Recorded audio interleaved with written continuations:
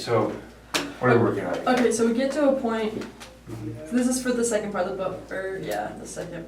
Do you know the lab? Are you familiar with it? Yeah. Okay. So I'm to the second part, I'm mostly through it, but then when it gets to the point where there's excess hydroxide, I like freak out, I don't know where to go from there. So how did you do in, this is the second one with acetic acid, right? Yes. Okay, so I'm thinking that it's easier than it probably looks. I think I'm So- probably freaking out. You know that when you got to the equivalence point though, that you had the acetate ion, right? You had to use the Kb for that? Is that what you did? I've been using the KB the whole time, I've set it up so that I use the KB. Oh, okay, so you just, instead of using the K of acetic acid, you just immediately switched to the Kb? Yeah, well, because I already solved for the KB up here, and then I just have been using it throughout the whole thing. Okay, yeah, because it'll do the same thing. Alright. So I'm doing it right here, where there's like excess moles of hydroxide, Mm-hmm. and so do I like take the, I just don't know where to go from there, basically. Okay. So basically, what are we going to have in solution at that equivalence point? So 0.5 milliliters after 0.5 milliliters after your equivalence point. Mhm.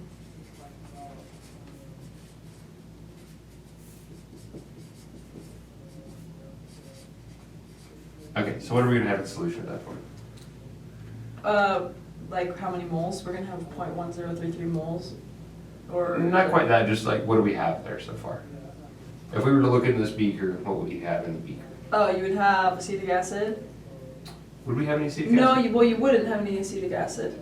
We had instead the You would have excess hydroxide. excess hydroxide, right? We have the 0.5 milliliters of that.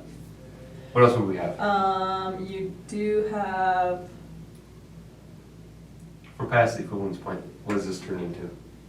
That's all. It's just gonna be the acetate. Right. We have the acetate ion.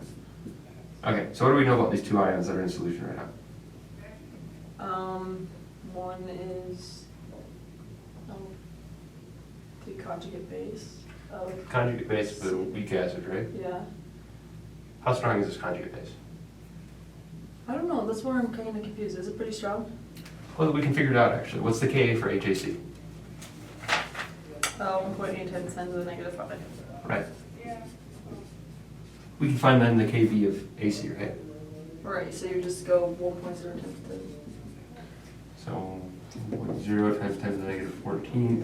Which that is, isn't that just a 5.56 times 10 to the negative 10? Whatever you solve for, yeah. Times 10 to the negative 10. No, 5.56. 5.56. That makes more sense. Okay. So that's our Kb for this. Do you know what the Kb for a hydroxide is? Not off the top of my head. Very large. Okay. It's way past 1. Okay. Kb for that would be probably around 1 million or so. Because it always favors products when it's NaOH, right? Uh-huh. Right. So which one do we care about as the base in this new solution? The hydroxide. Right. So all we have to do is find out how much excess hydroxide is in this new solution. Okay. And that's it. So we have 0.055 extra hydroxide. Okay.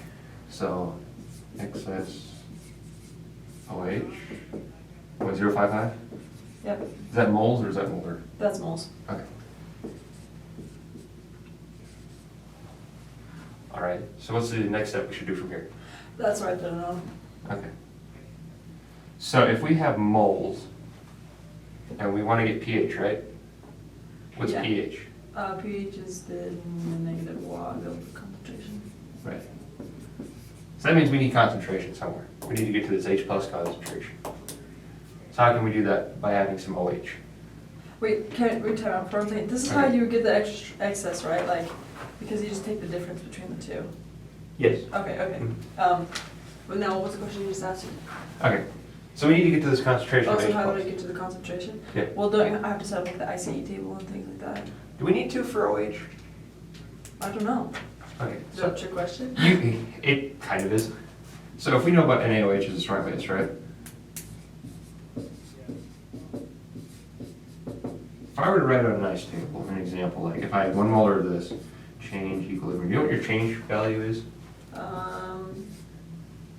Minus X. Not really. Kb for this, I don't actually know it, so we're just going to do huge. Okay. which means greater than 1,000. What this means is that our KB is so large that our change will be equal to what we started with, so we lose 1 molar of this. Oh, that makes sense, because, okay. So, we don't actually have to do an ice table, because when you have OH, you're already done. Okay, so You're kind of already at the equilibrium. we're gonna lose the 0.05, well, I gotta put that in more, well, I don't have to put that in more actually yet, or do I? No, I do. Right. So we divide that by the total volume. 19.86. I think that was in milliliters. Mm-hmm. Okay. It's gonna be 0.0028.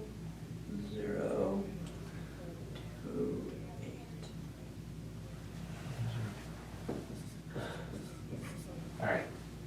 So now we have the concentration of OH. Where can we go from here? Well, we can assume, because of what you told me about, like, if it's gonna go to 0, so the other side, so the acetate will go to 0.0028. Is that right? Nope. Because acetate doesn't matter anymore. Now that we have this extremely strong base, acetate being the weak base is being overridden. It's not producing as much OH as OH is, because OH is OH. Okay. Does that make sense? Yeah. It's kind of like, you can kind of think of acid-base equilibrium as always being a tug of war between the strong and the weak. And the strong is always going to win out. Okay. So I don't know where to go from here then. All right. What's the relationship between H plus and OH minus? Conjugate acid and base, is that right? They're acid and base though, but there's a relationship between them that's mathematical. Do you remember what it is? Is it the something like KW equals K times KB? Close. Another variant of that is H plus times OH minus in their concentration. Okay. So we have OH minus. We know what KW is because it's constant. We can find H plus then because we only have one variable. Right? Mhm. All right, so let's do that.